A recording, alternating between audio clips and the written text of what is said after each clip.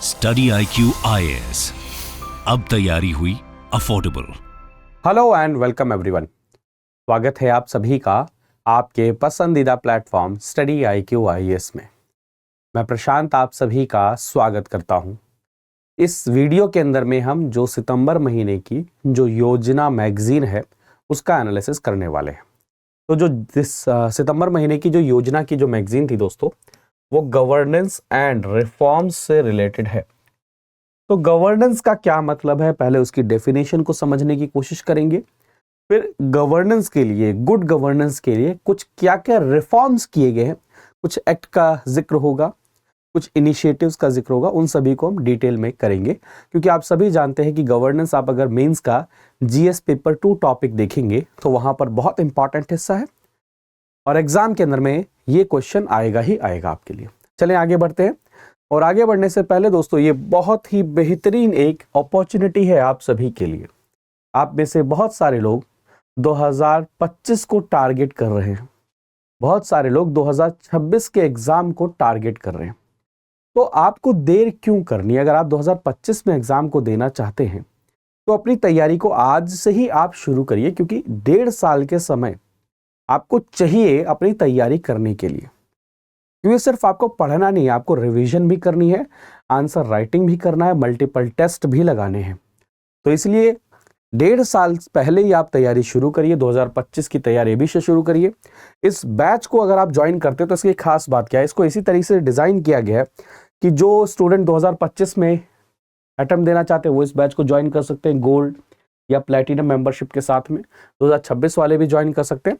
और इसकी वैलिडिटी इतनी एक्सटेंड होने का मतलब क्या कि आप multiple times and number of time अपनी स्पीड के हिसाब से कोर्स कंप्लीट हो गया, उसके बाद में भी इसको क्या कर सकते हैं, देख सकते हैं। प्लस में आपको 2025 वाला success in mains, success in prelims जो कोर्सेज है उनका तो एक्सेस मिलेगा ही मिलेगा।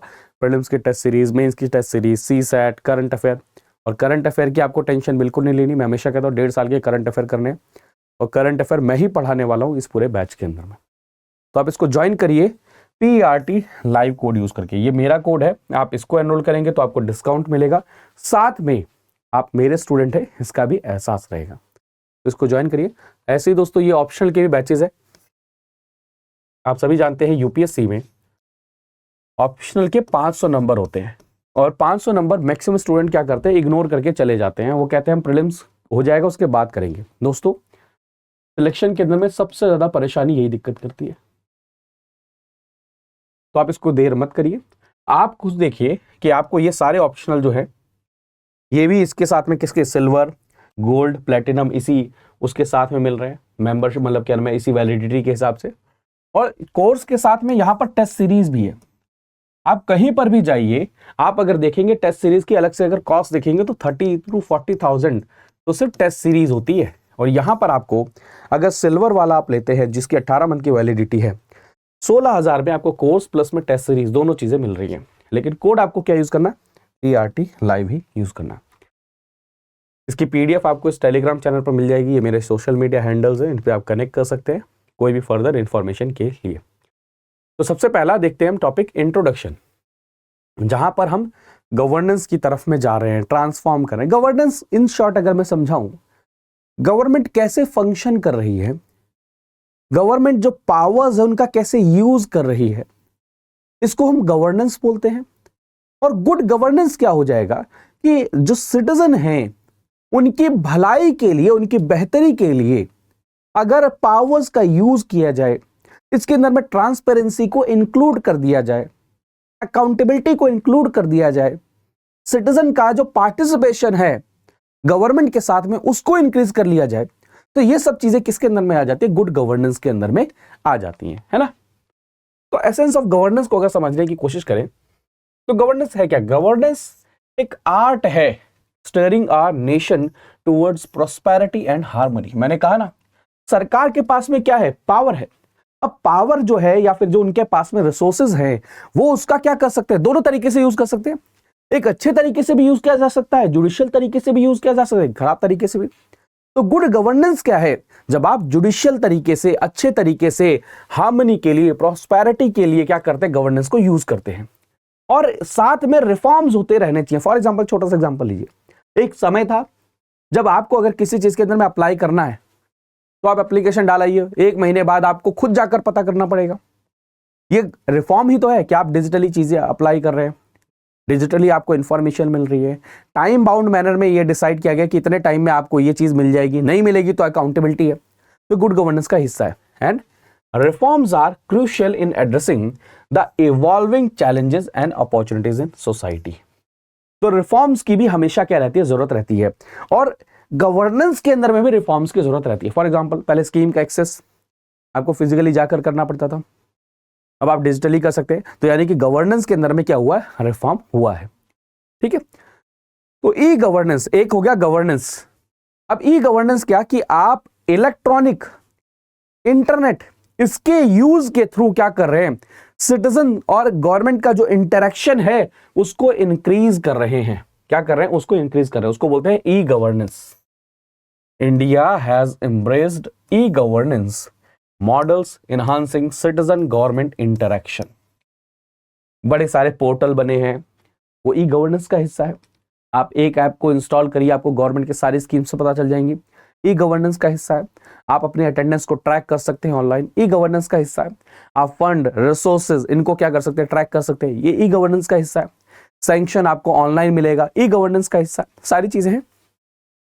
ठीक है, तो ये जो ई गवर्नेंस है, यानी कि जो मॉडल इसके अंदर में यूज किए जाते हैं, इसमें क्या है, ट्रांसपेरेंसी को इंश्योर किया जा रहा है। पहले आपने ऑनलाइन फाइल अप्लाई नहीं करते थे, अगर फाइल वैसे अप्लाई करके आते थे आपको अंदाजा ही नहीं रहता था कि फाइल कहाँ चल रही है, कितने प्रोसेस में है, किस जगह पर है। लेकिन अभी आप क्या है, एक जो आपको नंबर मिलेगा उसके हिसाब से आप एक्सेस कर सकते हैं, गवर्नमेंट के डाटा का एक्सेस कर सकते हैं। तो ये क्या ट्रांसपेरेंसी है, ओपननेस है, and citizen protection in digital age है, ई गवर्नेंस। ठीक है, ई गवर्नेंस के साथ में एफिशिएंसी भी आती है, क्योंकि आप यहां पर क्या कर रहे हैं, अकाउंटेबिलिटी को क्रिएट कर रहे हैं, आप एक टाइम फ्रेम डिसाइड कर रहे हैं, प्लस में जो डाटा रिडंडेंसी होती थी उसको भी कम कर रहे हैं। जिससे क्या हो रहा है, ई गवर्नेंस के थ्रू क्या हो रहा है, एफिशिएंसी आ रही है, और कम समय के अंदर में क्या हो रहा है, काम हो रहा है। तो e governance has streamlined administrative processes, reduce backlogs. ऐसा नहीं है कि 4-4 महीने पेंडिंग है। अकाउंटेबिलिटी, अगर आपने अप्लाई कोई चीज करी है या किसी चीज का एक्सेस किया है या कुछ भी है, आप अगर इंटरेक्ट हुए हैं तो उसके लिए क्या है, टाइम फ्रेम डिसाइडेड कि इतने के अंदर में क्या है, एफिशिएंट सर्विस डिलीवरी होनी ही चाहिए।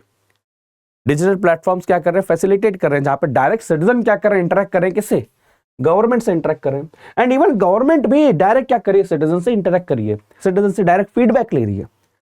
ठीक है, तो ये क्या है, एफिशिएंसी को इंक्रीज करता है, इसको एफिशिएंसी को इंक्रीज करता है। अब अगर हमें प्रोग्रेस की तरफ जाना है तो ये रिफॉर्म्स लगातार होते रहने चाहिए, और जो गवर्नेंस के अंदर में अब धीरे धीरे पॉजिटिव डायरेक्शन में बढ़ रहे हैं, गुड गवर्नेंस के अंदर में, इसको और आगे जाना चाहिए। तो governance reforms reflect a collective commitment to a brighter future, citizens embracing their responsibilities guided by duty and progress। जो कॉन्स्टिट्यूशनल बॉडीज हैं, इंस्टीट्यूशंस हैं, वो ट्रांसपेरेंसी को प्रायोरिटाइज कर रहे हैं, इंक्लूसिविटी को क्या कर रहे हैं, प्रायोरिटाइज कर रहे हैं, गवर्नेंस के लिए क्या है, अकाउंटेबल बन रहे हैं। तो ये सब चीजें किसके लिए हैं, ये नेशन की ग्रोथ के अंदर में क्या करेंगे, कंट्रीब्यूट करेंगे। तो आप अगर देखिए ये फ्लो चार्ट में लेकर आओ, गवर्नेंस के अंदर में अकाउंटेबिलिटी आती है, ट्रांसपेरेंस, तो क्या में रिस्पॉन्सिव होते हैं, equitable, inclusive, efficient, effective, follow rule of law, participatory और कंसेंसस ओरिएंटेड। ये इसके आप फायदे लिख सकते हैं गवर्नेंस के। ठीक है, अब एक ना वर्ड बहुत बार यूज किया जाता है, कर्तव्य काल, और ये प्राइम मिनिस्टर मोदी जी ने कई बार बोला भी है कि इंडिया की जो जर्नी है अगर ब्राइटर फ्यूचर की तरफ जाएगी, वहां पर कर्तव्य काल का बहुत इंपॉर्टेंट रोल रहने वाला है। तो इंडिया की जो गवर्नेंस रिफॉर्म है उसको हम कर्तव्य काल से क्या कर सकते हैं, सिग्निफाई कर सकते हैं, या उसको हम देख सकते हैं, जहां पर क्या है, कलेक्टिव स्टेप ले रहा है, किसके लिए, ब्राइटर फ्यूचर के लिए। जहां पर आप क्या कर रहे हैं, गवर्नेंस सिस्टम के अंदर में रिफॉर्म्स ला रहे हैं। फॉर एग्जांपल, आप जो ब्यूरोक्रेसी है वो क्या है, सिविल सर्वेंट है, उनका कर्तव्य है काम करना। ठीक है, समझ रहे हैं, मतलब सिटीजन का पार्टिसिपेशन तो है, सिटीजन की भी रिस्पॉन्सिबिलिटी है, साथ में ही क्या है, जो गवर्नमेंट है उसकी भी रिस्पॉन्सिबिलिटी है। तो कर्तव्य काल को ऐसे समझिए, वैसे ज्यादातर ड्यूटी का कॉन्सेप्ट है इसके अंदर में, जहां पर आप एक सिस्टम बनाने की कोशिश कर रहे हैं, जिस सिटीजन और इफेक्टिव गवर्नेंस उनको क्या कर रहे हैं, आप कंबाइन कर रहे हैं सोसाइटी की प्रोस्पेरिटी के लिए। क्या? सोसाइटी की प्रोस्पेरिटी के लिए। ठीक, तो मैंने आपको जैसा बताया कि अकाउंटेबिलिटी एंड ट्रांसपेरेंसी ये सबसे इंपॉर्टेंट है, और इंडिया का जो गवर्नेंस रिफॉर्म है वो किसको प्रायोरिटाइज कर रहा है? इसी को ही प्रायोरिटाइज कर रहा है। ट्रांसपेरेंसी क्या करती है? ट्रस्ट को बिल्ड करता है। अगर मान के चलिए आपको पता है कि आपके ब्लॉक के लिए कितना फंड एलोकेट हुआ है, कितना फंड कितने समय में यूज होगा, तो ये क्या करता है? ट्रस्ट को बिल्ड करता है। इसीलिए तो कहा जाता है ना, जब कोई भी सेक्टर में आप एडमिनिस्ट्रेटर बनकर जाएंगे, डिस्ट्रिक्ट में जाएंगे, तो क्या कहा जाता है? आप ट्रांसपेरेंसी जरूर रखिए, जिससे वहां के जो लोग हैं वो क्या करेंगे? ट्रस्ट करेंगे। और साथ में फिर क्या होगा? जब ट्रस्ट बिल्ड होगा तो वहां के जो सिटीजन हैं वो एंगेजमेंट में इनकरेज होंगे। ये चीज समझिए कि किसी भी देश की तरक्की जब तक नहीं हो सकती है जब तक सिटीजन का पार्टिसिपेशन ना हो। अब गवर्नेंस के अंदर में जो हमारी कॉन्स्टिट्यूशनल बॉडीज हैं उनका बहुत इंपॉर्टेंट रोल है। Election commission of India, CAG, ये दोनों का रोल क्या है? डेमोक्रेसी, जस्टिस, अकाउंटेबिलिटी, इन सबको क्या करने के लिए? एनफोर्स करने के अंदर में, इसको क्या है? बनाए रखने के अंदर बहुत इंपॉर्टेंट रोल रहता है। आप समझिए फ्लो कैसा चल रहा है कि अगर हम कह रहे हैं कि 2047 तक हमें एक डेवलप्ड नेशन बनना है, तो हमें गवर्नेंस को और मजबूत करना होगा, और गवर्नेंस के अंदर में हमें और भी कई सारे रिफॉर्म करने होंगे। तो इन दोनों चीजों के अंदर में बहुत सारी बॉडीज का जिक्र होगा, बहुत सारे अमेंडमेंट का जिक्र होगा। For example digital protection act आएगा, आपका कहना में कंज्यूमर प्रोटेक्शन एक्ट आएगा, ये सारी चीजें इसके अंदर में आएंगी। ठीक है, और मैं बार बार इस चीज को दोहरा रहा हूं कि गवर्नेंस की जब हम बात करते हैं वहां पर सिटीजन का पार्टिसिपेशन बहुत इंपॉर्टेंट रोल है। वरना हम ट्रांसपेरेंसी किसके साथ कह रहे हैं?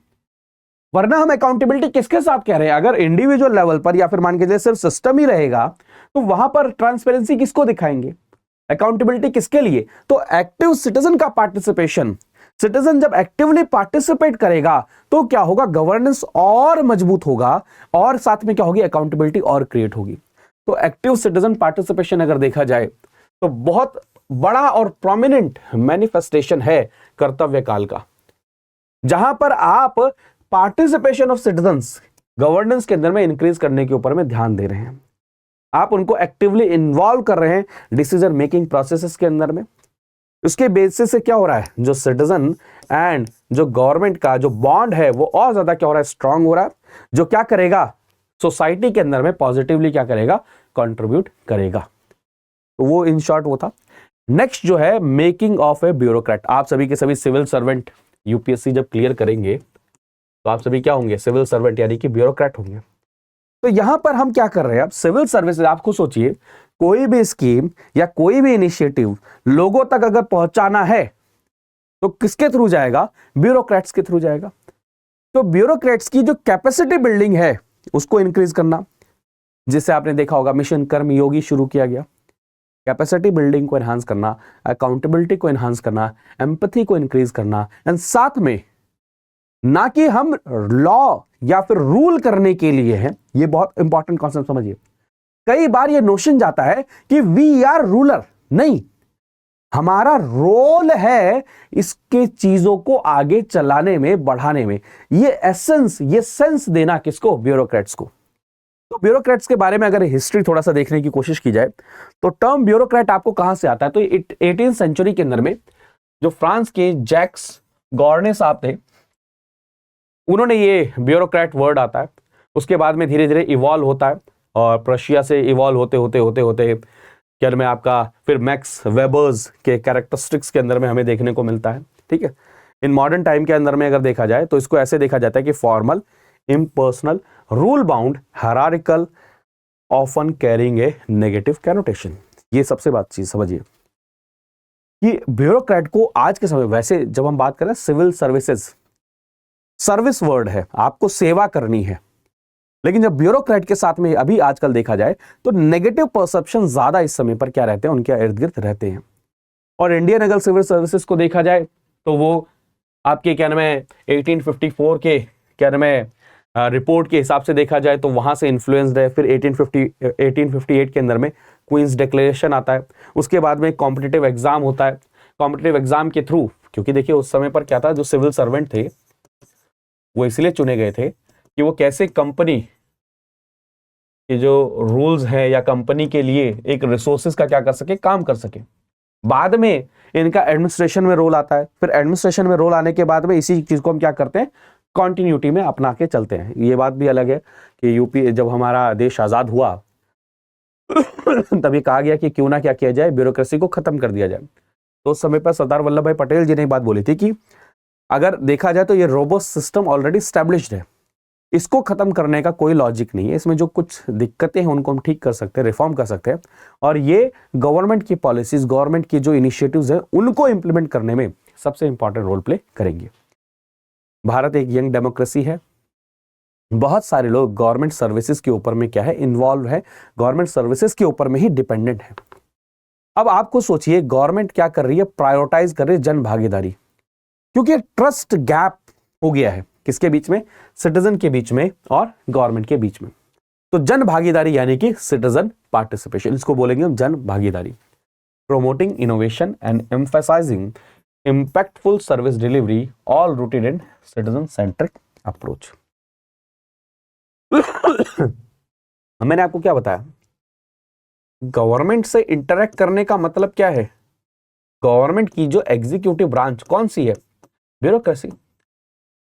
तो ब्यूरोक्रेसी के अंदर में कैपेसिटी बिल्डिंग करना, ब्यूरोक्रेसी के अंदर में रिफॉर्म करना, जिससे क्या कर सके, वो जन भागीदारी के अंदर में बहुत इंपॉर्टेंट रोल प्ले कर सके। तो मैंने आपको बताया ना कि कई सारे इनिशिएटिव लिए गए, फॉर एग्जांपल मिशन कर्मयोगी, जो ट्रांसफॉर्म करना चाहता है ब्यूरोक्रेट्स को from rule bound individual to empathetic civil servant, rule to an active role. ये चीज मैं आपको यही समझाने की कोशिश कर रहा हूं कि अगर आप सिटीजन का पार्टिसिपेशन चाहते हैं तो जो गैप है वो आपको खत्म करना पड़ेगा, वो डीएम साहब वाला और सोसाइटी वाला गैप आपको खत्म करना पड़ेगा।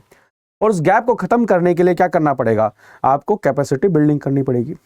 और आपको अगर जब कैपेसिटी बिल्डिंग करनी है तो ये जो नोशन है, कई बार जो नोशन रहता है कि भाई हम तो रूल बाउंड हैं, जो रूल में लिखा है हमें वही करना है, क्या हमें वही करना है, तो उसकी जगह पर आपका क्या एक्टिव रोल की तरफ में आपको आगे बढ़ना चाहिए। तो उसके लिए मिशन कर्मयोगी आप एग्जाम्पल देख सकते हैं, ठीक है, ये चीज हो गया।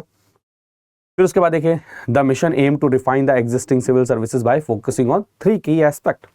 मिशन कर्मयोगी की बात कर रहा है, एनहांस करना individual bye emphasising 3 dimension skill, behaviour, functional knowledge and domain expertise.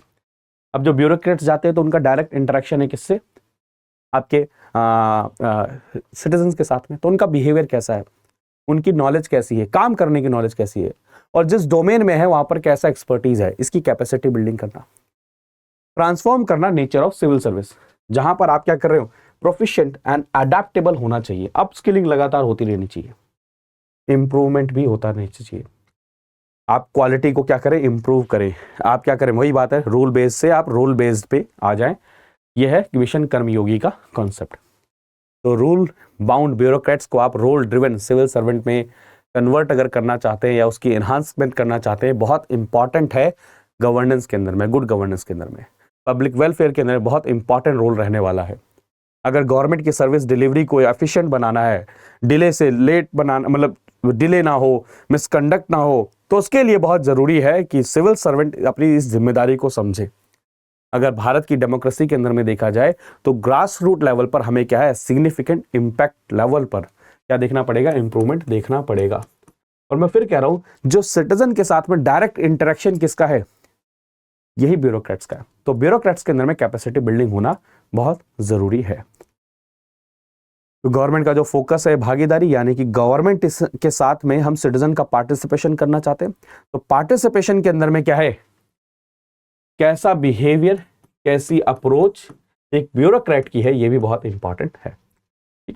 Next जो है अकाउंटेबिलिटी एंड फाइनेंशियल एडमिनिस्ट्रेशन, ये भी गवर्नेंस का हिस्सा है कि गवर्नेंस के अंदर सबसे इंपॉर्टेंट एक चीज होता है पैसा, पैसे का मिसयूज नहीं होना, पैसा जो रिसोर्सेज है उनका मिसयूज नहीं होना, जो आपने पैसा जहां के लिए लिया है वहीं पर ही यूज करना, ये भी बहुत इंपॉर्टेंट एस्पेक्ट है गुड गवर्नेंस का। तो फाइनेंशियल अकाउंटेबिलिटी, अब गवर्नमेंट के लेवल पर अगर देखा जाए तो फाइनेंशियल अकाउंटेबिलिटी कौन इंश्योर करता है, कैग, यूनियन लेवल पर आपने देखा होगा कैग की फुल फॉर्म क्या है? Controller and auditor general. वो बहुत इंपॉर्टेंट रोल प्ले करते हैं जहां पर जो पब्लिक फाइनेंशियल एसेट हैं उनको मैनेज करना, उनकी अकाउंट। आप खुद सोचिए, कोई अगर ऐसा इंस्टीट्यूशन ना हो, गवर्नमेंट के ऊपर में ऐसी कोई क्या है लिमिटेशन ना हो, तो आपने करोड़ों रुपया निकाला, कहीं पर भी यूज कर लो। तो ये भी अकाउंटेबिलिटी क्या करना, फिक्स करना। और इसका अगर इतिहास देखेंगे हम, तो एंशियंट हमें देखने को मिलता है, जैसे अर्थशास्त्र के अंदर में हमें देखने को मिलता है। अर्थशास्त्र क्या, कौटिल्य जी के द्वारा लिखा गया, जिनको आप चाणक्य के नाम से जानते हैं। Indian public administration has ancient origin dating back to 4th century BCE। जो ओल्डेस्ट टेक्स्ट है वर्ल्ड का गवर्नेंस के लिए, पॉलिटिक्स के लिए एंड स्टेट क्राफ्ट के लिए। कौन सा? अर्थशास्त्र। और इसके अंदर में यानी कि एडमिनिस्ट्रेशन में फाइनेंशियल अकाउंटेबिलिटी बहुत इंपॉर्टेंट है। अर्थशास्त्र मेंशन करता है कि थॉरो ऑडिट होने चाहिए फाइनेंशियल सिस्टम के, जिससे अकाउंटेबिलिटी को फिक्स किया जा सके। ठीक है, अकाउंटेबिलिटी को फिक्स करना क्यों जरूरी है? क्योंकि आप वहां से ये इंश्योर करना चाहते हैं कि जो सरकार का पैसा है, सरकार का पैसा किसका है? लोगों का पैसा है, उसका क्या हो, मिसयूज ना हो। तो फाइनेंशियल अकाउंटेबिलिटी 3 लेवल पर हमें देखने को मिलती है। एक, इंटरनल मिनिस्ट्रीज के अंदर में भी ऑडिट होता रहता है, डिपार्टमेंट में भी ऑडिट होता रहता है कि कहीं कोई डिपार्टमेंट या कोई सब्सिडरी मिसयूज तो नहीं कर रहे फंड का। फिर उसके बाद में एक्सटर्नल ऑडिट भी होता है कैग के द्वारा।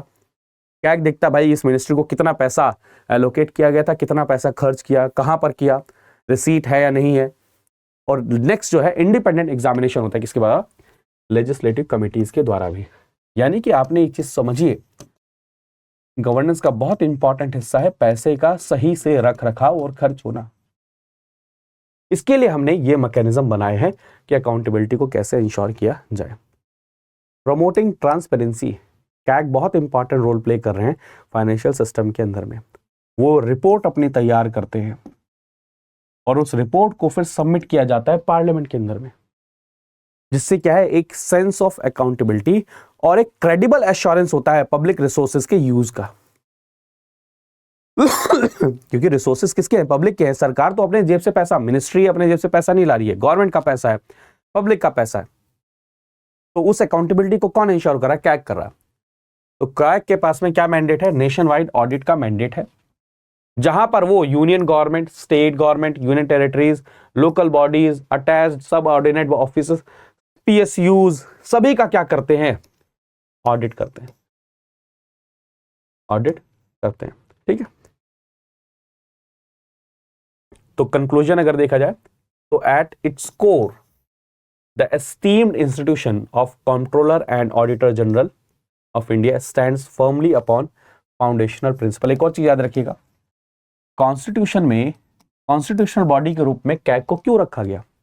इसलिए रखा गया क्योंकि पैसे का लेखा जोखा नहीं, ऑडिट करना, अकाउंटेबिलिटी को क्रिएट करना, ये सबसे इंपॉर्टेंट फीचर है। इसीलिए आप देखेंगे कैग एक इंडिपेंडेंट और स्ट्रॉन्ग कॉन्स्टिट्यूशनल बॉडी है। इसीलिए कहा जाता है कि नेशन के अंदर में कैग का इंडिपेंडेंट होना बहुत ज्यादा क्या है, जरूरी है। क्या है? जरूरी है। तो बस ऐसे कई सारी बॉडीज, मेरे को ऐसा लगता है कि आपको कैग के बारे में एटलीस्ट प्रिपेयर कर लेना चाहिए, एग्जाम में आएगा। अच्छा, एक क्वेश्चन है, कैग कौन से आर्टिकल से एस्टैब्लिश होता है? 148, 280, 324, 124 या कोई और? बताइए। नेक्स्ट जो है पार्लियामेंट्री कमिटीज। अब एक हमने देखा कैग जो इंस्टीट्यूशन है वो पूरे के ऊपर में क्या करता है, नजर रखता है। अब गवर्नमेंट के अकाउंटेबिलिटी को और इंश्योर करने के लिए, गवर्नमेंट को जवाबदेह बनाने के लिए पार्लियामेंट्री कमिटीज का भी बहुत इंपॉर्टेंट रोल होता है। बहुत इंपॉर्टेंट रोल है, क्योंकि आप ये चीज समझिए, गवर्नमेंट का जो काम है उसको स्क्रूटनाइज करना कि भाई सही से कर रहे हैं या नहीं कर रहे हैं, किस क्वालिटी का कर रहे हैं, बिल जो आ रहे हैं वो किस क्वालिटी के, उनके ऊपर में better debate, better discussion, better scrutinise करना कौन करता है? ये पार्लियामेंट्री कमिटीज ही करती हैं। तो इनका क्या है, strengthening the scope and role. इस आर्टिकल को हम इस तरीके से पढ़ेंगे। पार्लियामेंट के बहुत सारे फंक्शन है, देखो, लॉ बनाना, प्लस में जो एग्जीक्यूटिव यानी कि सरकार की जो एक्टिविटीज हैं उनको देखना, ठीक है, बहुत सारे फंक्शन है। लेकिन जो साइज है पार्लियामेंट का वो बहुत बड़ा है। अब पार्लियामेंट इतनी बड़ी होने के कारण में वहां पर जो डेलिबरेशन है, डिस्कशन है, स्क्रूटनाइजेशन है, वो क्या है, चैलेंज हो जाता है उसके अंदर में। बहुत ज़्यादा चैलेंज हो है। ये याद रखिएगा, फंक्शंस ऑफ पार्लियामेंट के अंदर में क्या है, जहां पर क्या है, rules and functions, Lok Sabha, Rajya Sabha, parliamentary privileges, budget, देख सकते हैं ना, पार्लियामेंट्री प्रोसीडिंग्स, एंड सबसे इंपॉर्टेंट क्या है, पार्लियामेंट्री कमिटीज। मान के चलिए रेलवे मिनिस्टर कहे कि हमें भैया 1,00,000 करोड़ रुपया चाहिए। अब 1,00,000 करोड़ रुपया किस लिए चाहिए, क्या चाहिए, ये कौन स्क्रूटनाइज करेगा, ये पार्लियामेंट्री कमिटीज ही स्क्रूटनाइज करती हैं। तो पार्लियामेंट काफी कम समय के लिए मिलती है, वहां पर इतना डिबेट डिस्कशन के साथ साथ में इतना बेटर और इतना प्रिसाइज स्क्रूटनाइजेशन नहीं हो सकता। तो उस चीज को सॉल्व करने के लिए पार्लियामेंट में बहुत सारी क्या है, कमिटीज हैं जो स्पेसिफिक पर्पस के लिए क्या है, बनाई जाती हैं। तो पार्लियामेंट्री कमिटीज को आप देख सकते हैं, कई सारी कमिटीज फाइनेंशियल कमिटीज हैं जो फाइनेंस से रिलेटेड पूरा का पूरा मैटर देखते हैं। कौन कौन से, जैसे public account committee, estimate committee, public sector undertaking committee. वो फाइनेंशियल लेवल पर गवर्नमेंट को क्या कर रही है, अकाउंटेबल बनाती है। 24 डिपार्टमेंटल स्टैंडिंग कमिटीज हैं, अलग अलग मिनिस्ट्री के अंदर में अलग अलग कमिटीज हैं जो मिनिस्ट्रीज के अंदर में क्या करती हैं, स्क्रूटनाइज करती है। मान के चलिए बजट के अंदर में कोई मिनिस्ट्री कितना डिमांड करती है तो उसको स्क्रूटनाइज करते हैं। उसके बाद में एक कमेटी आती है जिसको बोलते हैं ad hoc committee. Ad hoc committee बनती है स्पेसिफिक पर्पस के लिए। मान लीजिए कोई रिपोर्ट आई है, उस रिपोर्ट को स्टडी करना या बेटर कोई सजेशन देना, तो टेम्परेरी टाइम के लिए एड हॉक कमेटी बना देना, ठीक है। तो कमिटीज ये जो है बहुत वाइटल रोल प्ले करती हैं वेरियस इश्यूज को स्क्रूटनाइज करने में, यानी कि उनकी जांच पड़ताल करने में। डिबेट जो है इन्फॉर्म डिबेट होनी चाहिए, जिसका मन करे वो कुछ भी ना बोल दे, कंसेंसस को बिल्ड करने में, एक्सपर्ट को कंसल्ट करने में और स्टेक होल्डर्स को इन्वॉल्व करने के अंदर में ये कमिटीज बहुत इंपॉर्टेंट रोल प्ले करती हैं। तो 2 मोड्स ऑफ फंक्शनिंग मैंने आपको बताया कि पार्लियामेंट ऑपरेट्स करती है 2 मोड में, एक house floor and in committees. Reports from these committees facilitate inform discussion in parliament. मैंने बताया ना, कमिटीज के अंदर में मेंबर्स मिलते हैं, बैठते हैं, और जब वहां पर बैठते हैं तो वो क्या करते हैं, डिस्कशन करते हैं। किसी बिल पे कोई इशू है, कोई टॉपिक पे इशू है तो उसको पॉइंट आउट करते हैं, फिर वो जो इंफॉर्मेशन है उसको डिस्कस किया जाता है किसके अंदर है, पार्लियामेंट के अंदर में। तो पार्लियामेंट ऑफ इंडिया आप जानते हैं, राज्यसभा, लोकसभा, इसके मेंबर्स क्या होने वाले हैं, इंक्रीज होने वाले हैं, बताया जा रहा है आने वाले समय में जब सेंसस होगा। कमेटी के किस किस टाइप के हम कैसे कैटेगराइज कर सकते हैं, इस काम के लिए specific, financial, accountability and administrative. और साथ में क्या बनती है, एडहॉक कमेटी, जो अभी मैंने जस्ट आपको पूरा डिटेल में डिसाइड किया। कि स्टैंडिंग कमेटी कौन कौन सी है, जो परमानेंट कमेटी, फिर समझ आ लोगों, कमेटीज 2 टाइप की हैं। एक एडहॉक कमेटीज जो टेम्परेरी बेसिस पर स्पेसिफिक पीरियड ऑफ टाइम के लिए या स्पेसिफिक वर्क के लिए बनाई जाती हैं, और जब ये काम पूरा हो जाता है, टाइम पूरा हो जाता है, तो सीज हो जाती है, यानी कि वो खत्म हो जाती है। और कुछ कमिटीज हैं जो स्टैंडिंग कमिटीज हैं, जो जिनको हम बोलते हैं क्या, परमानेंट कमिटीज हैं। अब परमानेंट कमिटीज भी कई प्रकार की हैं। फॉर एग्जांपल एक फाइनेंशियल कमिटीज, जो अभी मैंने 3 आपके साथ डिस्कस किया। दूसरा क्या है, डिपार्टमेंटल कमिटीज, जो अभी हमने डिस्कस किया।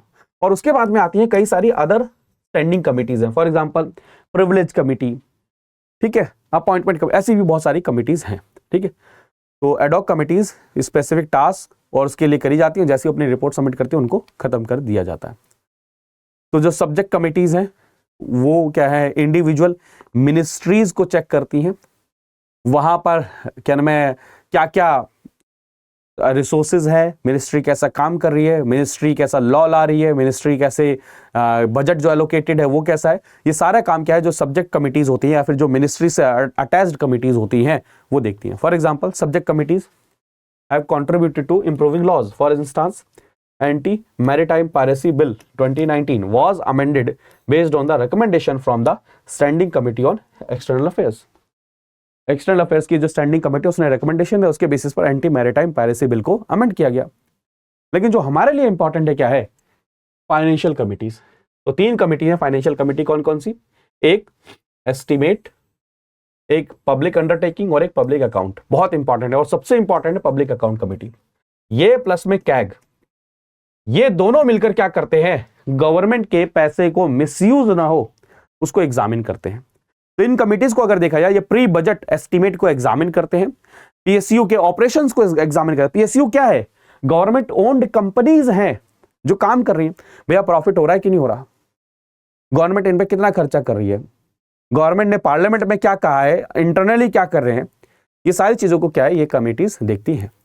अदर कमिटीज़ कौन सी, जैसे प्रिविलेज कमेटी, आजकल बड़ा न्यूज़ में है, ये पढ़ लीजिएगा। कमेटी ऑन पिटिशंस, ऐसे बहुत सारी कमिटीज़ हैं। एडॉक कमेटी, ऑलरेडी मैंने बताया, ये कमेटी क्या है, स्पेसिफिक पर्पज़ के लिए बनाई जाती है। अब क्या है, अभी हाल फिलहाल में ना एक बहुत बड़ी समस्या देखी जा रही है कि जो बिल हैं, कई सारे बिल इन कमिटीज़ को रिकमेंड हो ही नहीं रहे। तो ये बहुत बड़ा इशू इस समय पर चल रहा है कि आप कैसे पार्लियामेंट्री कमिटीज के रोल को स्ट्रेंथन करें, क्योंकि पार्लियामेंट्री कमिटीज के अंदर में पता है आपको, जो जो पॉलिटिकल पार्टी है उनकी जैसे स्ट्रेंथ है लेजिस्लेचर के अंदर में, उस हिसाब से वो कमिटीज के अंदर में उनके मेंबर्स भी होते हैं।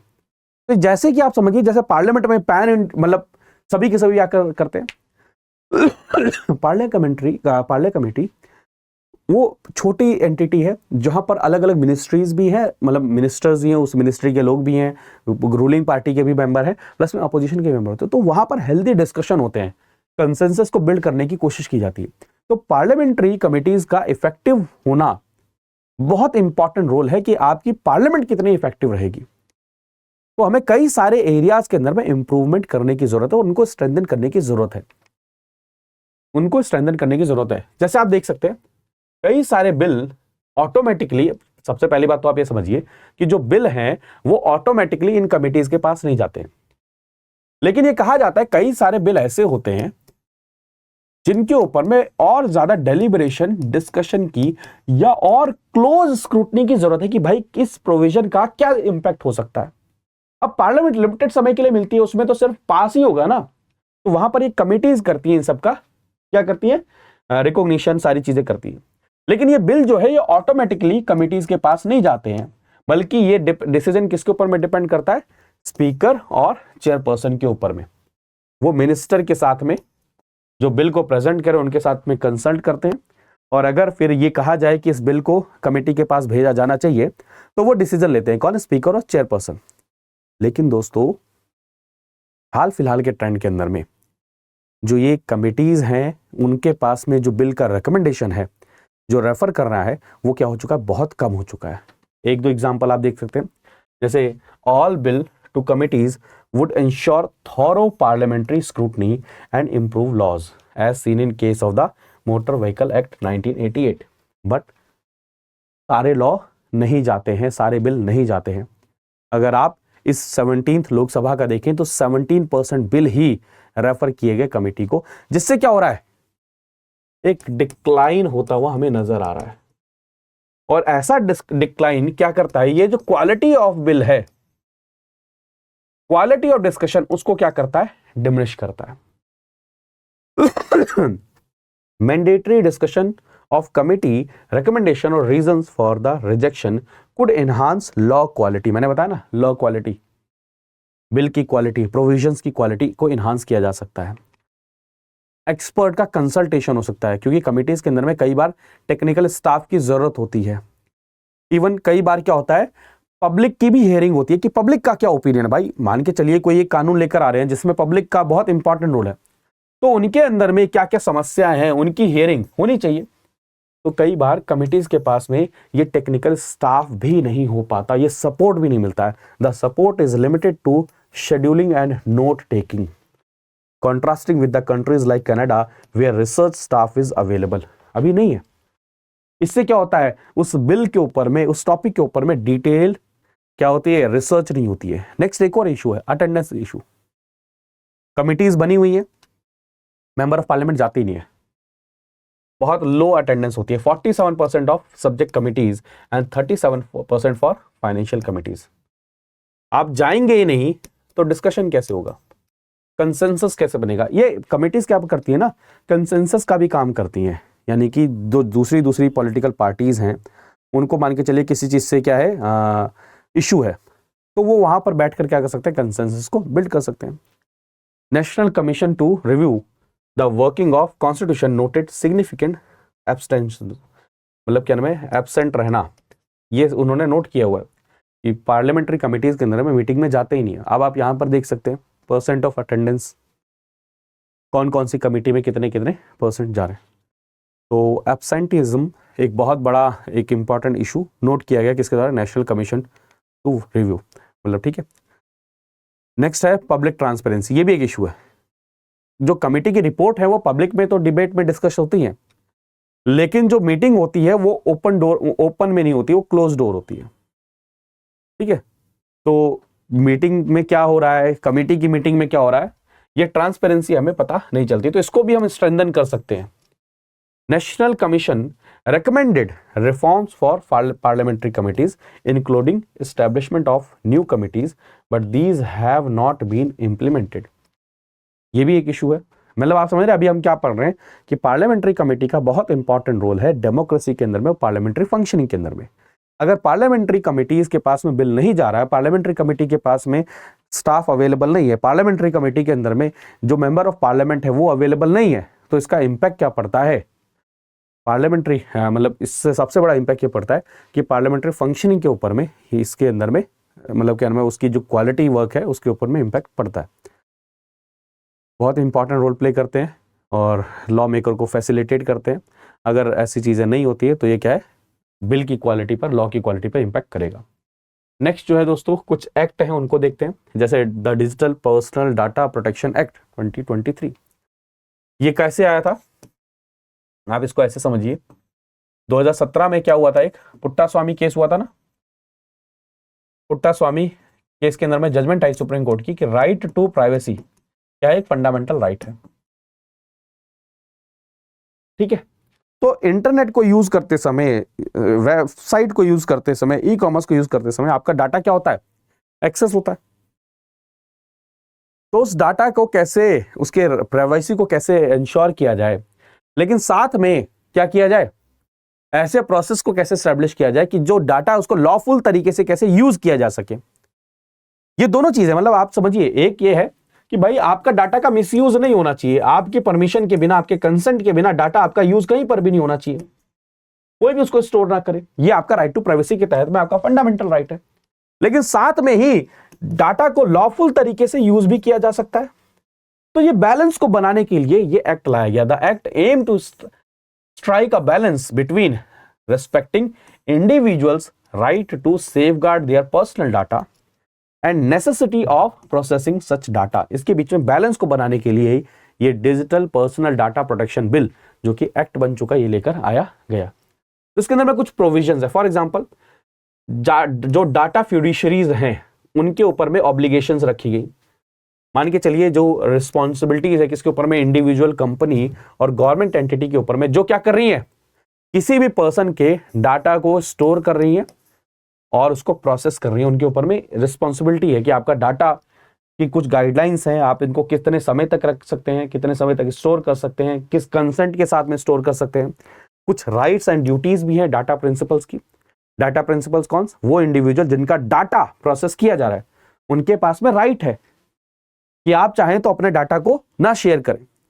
प्लस में कुछ फाइनेंशियल पेनल्टीज भी लगाई गई कि अगर आप इन पॉइंट को नहीं मानते हैं, इन कुछ चीज़ों को नहीं मानते हैं, तो आपके ऊपर में ऑब्लिगेशन है, ड्यूटीज हैं, राइट्स हैं, सारी चीज़ें की गई। आपने डिसरप्शन को मिनिमाइज करने की कोशिश करी।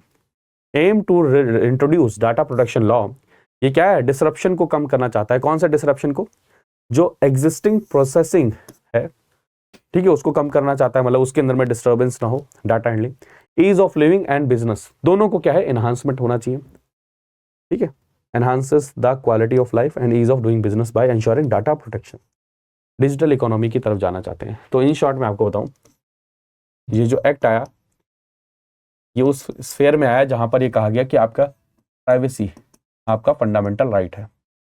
तो ये कहा गया कि भाई साहब, अगर मेरा फंडामेंटल राइट है तो क्या मेरा डाटा किसी के पास भी नहीं होना चाहिए? तो ये तो बहुत एब्सोल्यूट हो गया। तो एक बैलेंस बनाने के लिए कि भाई किन किन कंडीशन में, किन किन कंसेंट के साथ में प्राइवेट एंटिटीज या गवर्नमेंट एंटिटीज आपके डाटा को एक्सेस कर सकती हैं, उसको प्रोसेस कर सकती हैं। और अगर मान के चलिए इन कंसेंट का या फिर मान के चलिए उस कंडीशन का मिसयूज होता है तो उनके ऊपर में क्या लगेगी, पेनल्टी लगेगी। तो 7 प्रिंसिपल्स हैं इसके अंदर में। कंसेंट, जो पर्सनल डाटा है वो must be used with consent. अगर बिना कंसेंट के आप डाटा किसी का भी यूज कर रहे हैं तो क्या है, वो इलीगल है।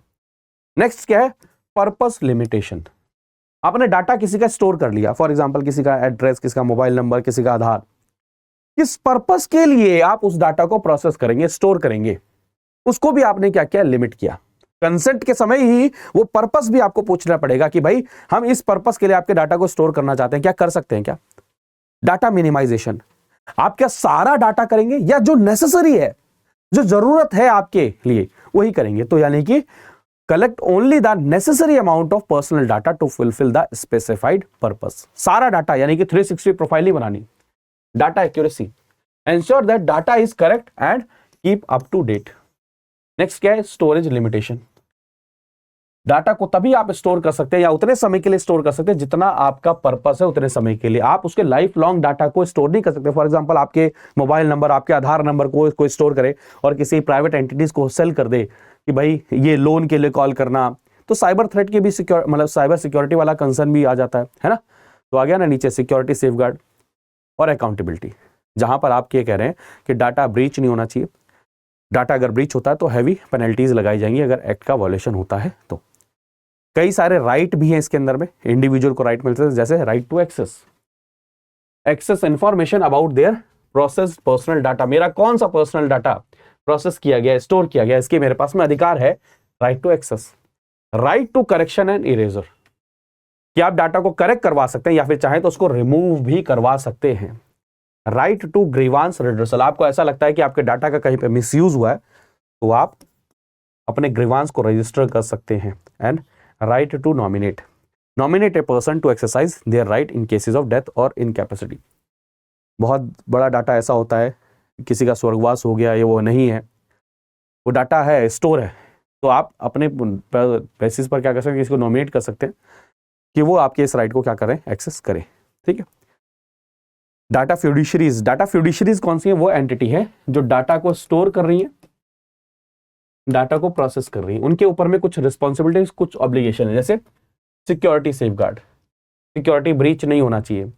ब्रीच नोटिफिकेशन, अगर मान के चलिए उनके पास जो डाटा स्टोर है वो अगर क्या हुआ, उनके सिक्योरिटी कोई ब्रीच होती है, उसका कोई और एक्सेस करता है, तो इसकी आपको क्या करनी है, नोटिफिकेशन देनी है, इन्फॉर्म करना है किसको, अफेक्टेड पार्टी को भी और डाटा प्रोटेक्शन बोर्ड को भी। कई बार कंपनीज क्या करती है, इसको अवॉइड करती है बचने के लिए। ठीक है। डाटा इरेजर, आपको डाटा को डिलीट करना है, पर्सनल डाटा, जब वो आपके काम का ना रहे। और नेक्स्ट क्या है, कंसेंट बेस्ड इरेजर, आपको पर्सनल डाटा को क्या नाम है, इरेज करना है अगर किसी ने अपना कंसेंट क्या करा, वापस ले लिया, तो ये कुछ ऑब्लिगेशंस भी हैं। ठीक है। और क्या है, ग्रीवांस रिड्रेसल, आपको ग्रीवांस रिड्रेसल सिस्टम एस्टैब्लिश करना पड़ेगा, ऑफिसर डेजिग्नेट करना पड़ेगा जो डाटा प्रिंसिपल्स यानी कि जिसका डाटा स्टोर किया गया उनकी क्वेरीज को जवाब दे। एडिशनल रिस्पॉन्सिबिलिटी है, ये सारी की सारी चीजें इसी के अंदर में है। ठीक है। अगर चिल्ड्रन का डाटा, आजकल आप सभी जानते हैं कि बच्चे भी इंटरनेट का यूज करते हैं, तो उनका भी डाटा स्टोर होता है, तो उनका डाटा का कंसेंट कौन देगा, पेरेंटल कंसेंट की बहुत ज्यादा जरूरत है। और प्रोटेक्शन फ्रॉम हार्मफुल प्रोसेसिंग, ये एक्ट क्या कहता है, ये प्रोहिबिट करता है कि ऐसे डाटा को आप क्या नाम है प्रोसेस नहीं कर सकते that is determined to the well being of children और इन्वॉल्व्स ट्रैफिकिंग, बिहेवियरल मॉनिटरिंग और टारगेटिंग एडवर्टाइजमेंट। मतलब इसको आप क्या करो, प्रोटेक्ट करो। ऐसे हार्मफुल, मान के चलिए आप ये देख रहे हो कि बच्चे आजकल क्या ही देख रहे हैं, तो उसको आपने प्रोसेस किया, उसके हिसाब से उनको एडवर्टाइजमेंट चलेगी, या उनके बिहेवियर को आप मॉनिटर कर रहे हैं, ऐसा चीजें आप नहीं कर सकते। ठीक है। तो ये सारी की सारी चीजें। नेक्स्ट है लॉ कमीशन ऑफ इंडिया का जिक्र है, तो उसके बारे में देख लेते हैं। वैसे क्या है, बस ये फैक्ट है, तो मेरे को लगा आप देख लीजिए। तो लॉ कमीशन है क्या है, एक नॉन स्टैट्यूटरी बॉडी है, यानी कि ना ही कॉन्स्टिट्यूशन से बनी है ना ही किसी एक्ट से बनी है। It constituted through a notification issued by the government of India, ministry of law and justice. ठीक है। इसके एस्टेब्लिशमेंट के बाद में क्या करते हैं, डिफाइनाइट टाइम के लिए रहते हैं, किसी पर्टिकुलर इशू पर या फिर उस समय पर क्या चीजें चल रही हैं उसके बेसिस पर सजेशन देते हैं गवर्नमेंट को। तो ये भी पॉइंट नोट करिएगा, लॉ कमीशन जो भी सजेशन देता है वो मैंडेटरी नहीं है। क्या है, मैंडेटरी नहीं है। जैसे अभी लॉ कमीशन ने यूनिफॉर्म सिविल कोड से रिलेटेड भी क्या दिया है, सजेशन दिया है। ठीक है। तो लॉ कमीशन क्या करता है, गवर्नमेंट को सजेशन देता रहता है, रिकमेंडेशन देता रहता है। The commission makes recommendations to the government, presenting them in the form of reports. These recommendations align with the specific term of reference under which commissions operates। ठीक है। अभी रिसेंटली क्या है, 22nd law commission of India, ये constitute किया गया। कब किया गया था, 2020 में किया गया था, 3 साल के लिए।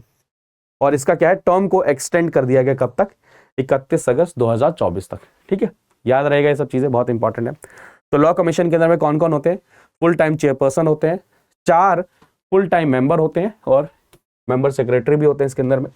Secretary of department of legal affairs वो एक्स ऑफिशियो मेंबर की तरफ रहते हैं।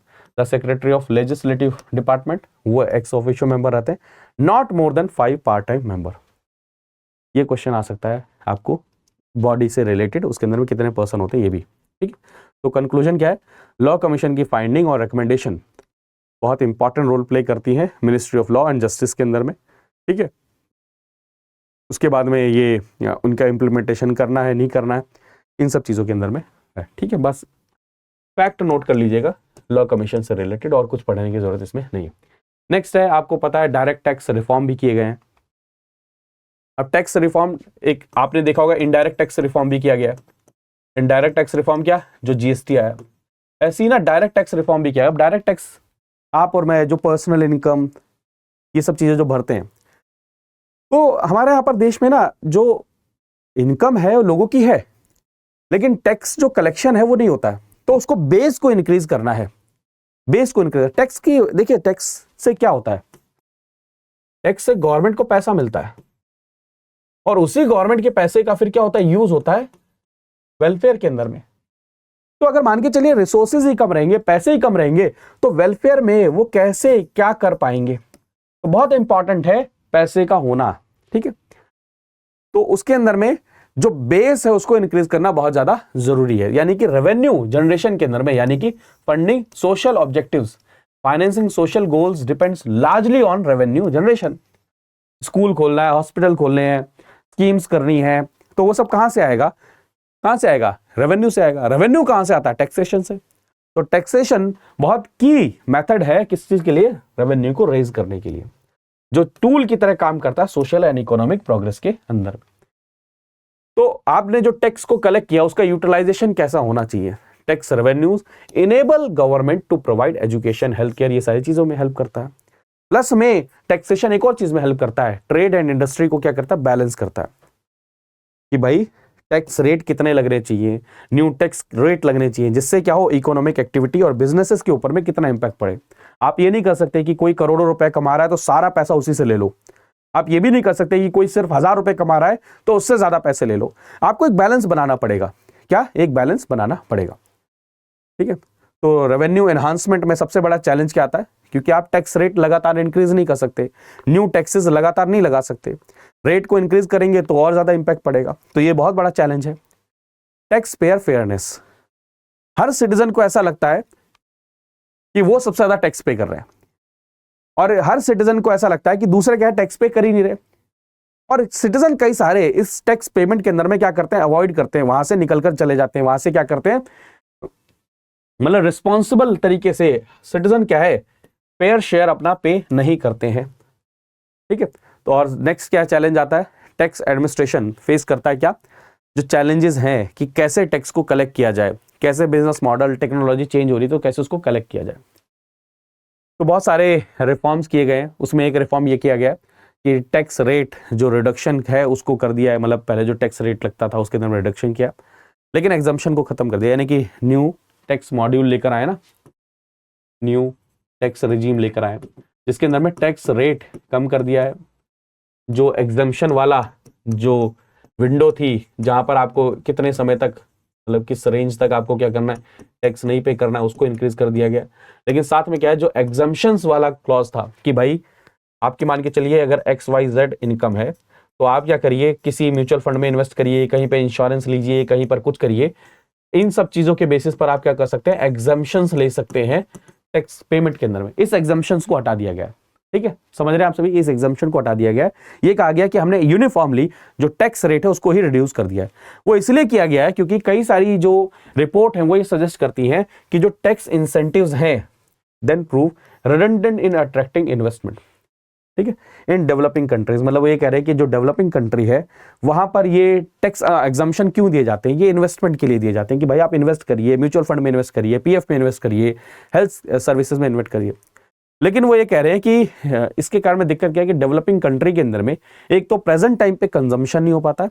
क्या है? प्रेजेंट टाइम पे कंजम्पशन नहीं हो पाता, और दूसरा क्या है कि ये फर्दर फ्यूचर के अंदर में इसका जो यूटिलाइजेशन है उसके ऊपर में इंपैक्ट पड़ता है। इस कारण से क्या किया गया, मैं फिर कह रहा हूँ, गवर्नमेंट ने कहा अगर हम टैक्स के जो एग्जम्पशन वाले जो क्लॉज है उसको अगर हटा रहे हैं तो टैक्स का रेट क्या करते हैं, कम कर देते हैं। Due to government's direct tax reform there has been substantial increase in direct tax collection. इसको आप उससे भी कर सकते हैं, डीमोनेटाइजेशन के कारण में भी जो टैक्स बेस है वो इंक्रीज हुआ, लोगों का पैसा जब खाते में गया, मजबूरन तौर पे भी खाते में जमा करना पड़ा, तो वो उसके विंडो के अंदर में आ गए, स्लैब में आ गए, ठीक। और बॉयंसी यानी कि जितनी आपकी जीडीपी की ग्रोथ हो रही है उसके रेस्पेक्ट में आपका टैक्स में कितनी ग्रोथ हो रही है वो ज्यादा हुआ, यानी कि मोर देन 1 हुआ, एक्सीडिंग 1। का मतलब क्या है, एक्सटेंडेड पीरियड ऑफ टाइम देखा जाए तो direct tax growth has outpaced GDP growth, यानी कि जीडीपी ग्रोथ से भी ज्यादा क्या हो गया आपका डायरेक्ट टैक्स ग्रोथ, यानी कि टैक्स जो डायरेक्ट टैक्स है जो पे करने वाले लोग हैं वो ज्यादा है, ठीक है।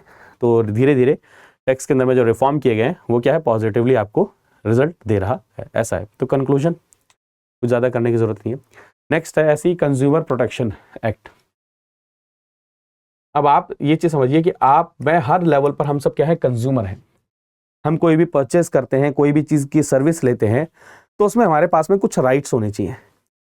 तो इसलिए हम क्या नया एक्ट लेकर आए, कंज्यूमर प्रोटेक्शन एक्ट 2019, जिसके अंदर में हमने कई सारे नए राइट्स दिए हैं किसको, कंज्यूमर को, और जो आपको सर्विस प्रोवाइडर है या जो सेलर है उसकी कुछ ऑब्लिगेशन ड्यूटीज को डिसाइड किया गया। साथ में हमने क्या किया, एक अथॉरिटी को भी स्टैब्लिश किया है, कौन सी है, सेंट्रल कंज्यूमर प्रोटेक्शन अथॉरिटी भी स्टैब्लिश की गई। इसकी रिस्पॉन्सिबिलिटी क्या है, ये वेरियस एस्पेक्ट को देखेगा, एडवर्टीजमेंट कैसी हो रही है, कहीं ऐसा तो नहीं है कि ऐसी एडवर्टीजमेंट उस प्रोडक्ट की हो रही है जो कंज्यूमर के राइट्स का क्या है, वॉलेशन कर रहा है। तो यानी कि कंज्यूमर के लिए वेलफेयर के लिए इस अथॉरिटी को स्टैब्लिश किया गया है। तो कुछ प्रोविजंस है, एक बार देख लेते हैं। कंज्यूमर प्रोटेक्शन एक्ट जिसने क्या किया, कंज्यूमर के सेफगार्ड, ग्लोबलाइजेशन के समय पर उसके ई कॉमर्स के अंदर में उसके कुछ राइट्स हैं उसको सेफगार्ड करने के लिए किया है। कंज्यूमर की जो डेफिनेशन उसको एक्सपेंड किया गया है। फॉर एग्जांपल एक्ट ने क्या किया है, कंज्यूमर की डेफिनेशन को क्या किया है, encompasses individuals who make online or electronic purchases, a provision absent in 1986। अगर आप ऑनलाइन कुछ चीज परचेस कर रहे हैं तो आप कंज्यूमर नहीं काउंट हो रहे थे। यहां पर देखिए क्या चीज लिखी है, लेकिन इस कंज्यूमर एक्ट ने क्या किया है, उनको भी इसके अंदर में क्या किया है, ऐड किया है। आपको सोचिए ई कॉमर्स के साथ साथ में हम तो सभी के सभी कंज्यूमर की तरह बिहेव कर रहे थे। नेक्स्ट है क्या है, सेंट्रल कंज्यूमर प्रोटेक्शन अथॉरिटी को इंट्रोड्यूस किया गया, जिसने क्या किया है कि भाई साहब मिसलीडिंग एडवर्टीजमेंट नहीं कर सकते आप, ठीक है, आप क्या नाम है फेक एडवर्टीजमेंट नहीं कर सकते हैं आप, क्या नाम है, इससे क्या है जो कंज्यूमर्स है उनको बचाया जा सके मिसलीडिंग एडवर्टीजमेंट से। आपने ई कॉमर्स को क्या किया है, एक्सप्लिसिटली ये क्या क्या है कि भाई कॉमर्स की जो ट्रांजैक्शन है, ई कॉमर्स की जो ट्रांजैक्शन उसको इसमें स्पेसिफिक मेंशन किया है, जिसके कारण में क्या कंज्यूमर का जो बेस है, मतलब या फिर कह लीजिए कंज्यूमर का जो राइट्स का बेस है, जो सेफगार्ड मैकेनिज्म है वो भी क्या हुआ, इंक्रीज हुए, ठीक है। कंज्यूमर को मोर पावर दी गई है, जैसे central consumer protection authority establish किया गया, प्लस में उसकी डेफिनेशन को इंक्रीज कर दिया गया है, सेटलमेंट से रिलेटेड लाया गया है, प्लस में अगर देखा जाए यहाँ पर क्या है, प्रोडक्ट लाइबिलिटी ये लाया गया कि मैन्युफैक्चरर और सर्विस प्रोवाइडर की लाइबिलिटी है, और प्लस में क्या है कई सारे और प्रोविजंस लाए गए हैं जहाँ पर क्या है ई कॉमर्स को भी ध्यान में रखें, क्योंकि आजकल जो कंज्यूमर के नाते आप एक्ट कर रहे हैं, या कंज्यूमर के नाते जो आप किसी के साथ में कुछ परचेज या सेल कर रहे हैं उसमें ई कॉमर्स का बहुत इंपॉर्टेंट रोल है, तो ई कॉमर्स को भी इसमें ऐड किया गया है। नेक्स्ट जो टॉपिक है, role of constitutional bodies in strengthening democracy. तो डेमोक्रेसी अपने आप में एक इंस्टीट्यूशन है, और यहाँ पर सबसे बड़ा क्या रोल है, जो कॉन्स्टिट्यूशनल बॉडीज हैं, क्योंकि हमारे कॉन्स्टिट्यूशनल मेकर को ये पता था कि कुछ बॉडीज का इंडिपेंडेंट होना, ट्रांसपेरेंट होना बहुत जरूरी है, जो दर्शाएगा, जो बताएगा कि हमारे देश के अंदर में डेमोक्रेसी कितनी अच्छी रहेगी, हेल्दी रहेगी, और आने वाले समय में और ज्यादा ट्रांसफॉर्म होती रहेगी। डेमोक्रेसी का मतलब सिर्फ और सिर्फ इलेक्शन होना नहीं है। डेमोक्रेसी के अंदर में बहुत इंपॉर्टेंट रोल हो जाता है कि कैसे इंस्टीट्यूशंस, कैसे फंड, कैसे पावर का यूज हो रहा है। तो इसीलिए मैं कह रहा हूं कॉन्स्टिट्यूशनल बॉडीज बहुत इंपॉर्टेंट रोल प्ले करेंगी। तो डेमोक्रेसी फंडामेंटल फिलॉसफीज पर डिपेंड है, जिसके अंदर में लोगों की भलाई के लिए काम करना, involvement of people in governance as they are subjects and beneficiaries of the system, यानी कि सिटीजन का पार्टिसिपेशन। डेमोक्रेसी के अंदर में क्या है, कहते हैं ना लोगों के द्वारा लोगों के लिए, कहते हैं ये बात। तो डेमोक्रेसी के अंदर में, क्योंकि ये सिस्टम जो है उसका बेनिफिशियरी कौन है, लोग ही है। और कौन इन्वॉल्व होगा गवर्नेंस में, लोग ही इन्वॉल्व होंगे। कलेक्टिव डिसीजन मेकिंग, डिसीजन क्या है, उसको किसके ऊपर में कितना इंपैक्ट हो रहा है, किस स्टेक होल्डर के ऊपर में इंपैक्ट हो रहा है, ये सब चीजें क्या है, डेमोक्रेसी का हिस्सा है। तो कॉन्स्टिट्यूशनल बॉडी बहुत एसेंशियल हो जाती हैं एस्टैब्लिश करने के लिए, प्रोटेक्ट करने के लिए कौन से, डेमोक्रेटिक आइडियल्स को। फॉर एग्जाम्पल जस्ट इमेजिन, अगर इलेक्शन कमीशन ऑफ इंडिया ना हो तो क्या हम फ्री एंड ट्रांसपेरेंट इलेक्शन की हम बात सोच सकते हैं? अगर कैग ना हो तो क्या हम गवर्नमेंट के जो अकाउंटेबिलिटी है, मतलब रिसोर्सेज फाइनेंशियल लेवल पर, क्या हम उसको इंश्योर कर सकते हैं? तो इलेक्टेड लेजिस्लेचर जैसे इंडियन पार्लियामेंट है, वो फंडामेंटल है मेकिंग लॉ के लिए, पीपल के कहने में इस लॉ के द्वारा गवर्न हो, ये सारी चीजें हैं। लेकिन वहां पर कॉन्स्टिट्यूशनल बॉडी क्या करती हैं, सर्व करती हैं as the foundation of democracy, जहां पर वो प्रोसीजरल रिक्वायरमेंट्स क्या है, प्रोटेक्ट करती हैं डेमोक्रेटिक वैल्यूज को, प्रमोट करती हैं रूल ऑफ लॉ को। मतलब समझ गए, जैसे मैं नाम आपको बार बार बता रहा हूं कि ये सब चीजें जैसे election commission of India, finance commission, CAG, human right commission, OBC से रिलेटेड कमीशन, मतलब ह्यूमन राइट नहीं, क्या नाम है, एसटी से रिलेटेड कमीशन, शेड्यूल कास्ट से रिलेटेड, ओबीसी से रिलेटेड, ये सारे कमीशंस क्या हैं, ये इंश्योर करते हैं कि जो पावर है उसका मिसयूज ना हो और एक्चुअल में लोगों के वेलफेयर के लिए ही क्या हो, काम हो। नेक्स्ट जो टॉपिक है वुमेन एम्पावरमेंट, बहुत बार हमने न्यूज में सुना है। देखिए वुमेन एम्पावरमेंट का मतलब क्या, कि जेंडर के कारण में कोई बायसनेस वुमेन को ना देखना पड़े, और अगर किसी स्फीयर में ऐसा है तो वहां पर क्या करना, उनको पुश करना अफर्मेटिव एक्शंस के तहत में, अफर्मेटिव पॉलिसीज के तहत में, कि उनका जो पार्टिसिपेशन है वो क्या हो सके, इंक्रीज हो सके। अब ये एक अलग अलग डायमेंशन में देखना चाहिए, जैसे फॉर एग्जांपल एजुकेशन फील्ड में विमेन का पार्टिसिपेशन, गर्ल्स का पार्टिसिपेशन, फिर हायर एजुकेशन के अंदर में विमेन का पार्टिसिपेशन, फिर इकोनॉमी में यानी कि जॉब कितनी मिल रही है विमेन को, उसके अंदर में उनका पार्टिसिपेशन, और फिर उसके बाद में आप ये अलग अलग इंस्टीट्यूशंस में जैसे जुडिशरी में विमेन का पार्टिसिपेशन, पार्लियामेंट में विमेन का पार्टिसिपेशन, फिर आप इसको ऐड कर सकते हैं किसके साथ में, अभी रिसेंटली जो बिल पास हुआ है पार्लियामेंट के अंदर में रिजर्वेशन से रिलेटेड, पंचायती राज इंस्टीट्यूशन और म्यूनिसिपैलिटी में 73rd 74th जो पास हुआ था उससे रिलेटेड। तो वुमेन एम्पावरमेंट और रिसेंट रिफॉर्म्स इस आर्टिकल में पढ़ेंगे। तो जेंडर इक्वालिटी को अचीव करना, आप सभी जानते हैं ग्लोबल जेंडर गैप ऐसे करके बहुत सारे रिपोर्ट है जो दर्शाती हैं कि वर्ल्ड के अंदर में जिस पेस से हम चल रहे हैं उस हिसाब से हम ग्लोबल लेवल पर जेंडर गैप को कम नहीं कर पाएंगे। चाइल्ड मैरिज को खत्म करना है आपको, पॉलिटिकल एडवांसमेंट करना है आपको, इकोनॉमिक एम्पावरमेंट करना है, protection of sexual and reproductive health right, इन सब चीजों को करना है। तो ये क्या है, जेंडर से रिलेटेड यहां पर वुमेन एम्पावरमेंट की हमें बात करनी है। ठीक है, तो कई सारी चीजें, तो सबसे पहले पढ़ते हैं gender inequality. Women worldwide face violence, discrimination and limited opportunities. अभी हमने देखा लिमिटेड अपॉर्चुनिटीज के बारे में। Urgent need for social reforms to empower women and achieve greater responsibility मिले, या फिर मान के चलिए जेंडर इक्वालिटी को वो अचीव कर सके। गवर्नमेंट एंड सोसाइटीज लगातार काम कर रही है कि डोमेस्टिक वायलेंस को कैसे रोका जा सके। हेल्पलाइन, सेफ हाउसेस, काउंसलिंग, ये सब चीजें सपोर्ट प्रोवाइड करे जा रहे हैं। चाइल्ड मैरिज को रोकने के लिए आप क्या कर रहे हो, एक आपको मैं ध्यान कर रहा हूँ, उड़ीसा के अंदर में क्या किया था, डिस्ट्रिक्ट के अंदर में मैपिंग की गई कि कितनी महिला बच्चे यहाँ कितनी कम एज की, उनके बाद में लगातार कॉन्टिन्यूस मैपिंग होती थी, ये अंदाजा लगाने के लिए कि चाइल्ड मैरिज तो नहीं हो रही। अब चाइल्ड मैरिज अगर होती है तो गर्ल्स का जो चाइल्डहुड है वो खत्म हो जाता है, उनका एजुकेशन है वो खत्म हो जाता है, फ्यूचर प्रोस्पेक्ट वो खत्म हो जाता है, प्लस में अर्ली मैरिज के कारण में उनके जो प्रेगनेंसी के कारण में उनके जो हेल्थ के ऊपर में मेंटल जो ट्रॉमा होता है वो अलग है। तो आपको क्या करना है, minimum marriage age, girls education को प्रमोट करना, अवेयरनेस को इंक्रीज करना, कम्युनिटी का एंगेजमेंट, ये सारी चीजें क्या है करी जा रही हैं। पॉलिटिकल एम्पावरमेंट, नया बिल आया है, आप सभी जानते हैं कि जैसे लोकसभा के अंदर में और स्टेट लेजिस्लेटिव असेंबली के अंदर में क्या है 33% महिलाओं को रिजर्वेशन दिया गया है। आप जानते हैं कि 73rd एंड 74th जो पंचायत के अंदर में और म्यूनिसिपैलिटी के अंदर में ऑलरेडी 33% क्या है महिलाओं के लिए सीट क्या है रिजर्व्ड है। ठीक है, इकोनॉमिक एम्पावरमेंट, इकोनॉमिक एम्पावरमेंट भी बहुत इंपॉर्टेंट है, जहां पर आप पेमेंट में गैप होना, ये भी बहुत बड़ा इशू है। जैसे हमने कई बार क्रिकेट का एग्जांपल देखा है, कि सेम ओवर के मैच के लिए मेल पर्सन को ज्यादा पैसे मिलते थे, फीमेल को कम मिलते, और ये चीज आपको हर जगह देखने को मिलेगी। न्यूजीलैंड ने इसको शुरू किया इक्वल पे, फिर हमारे देश के अंदर में भी बीसीसीआई ने ये कहा कि इक्वल पे होना चाहिए, चाहे मेल हो चाहे फीमेल हो।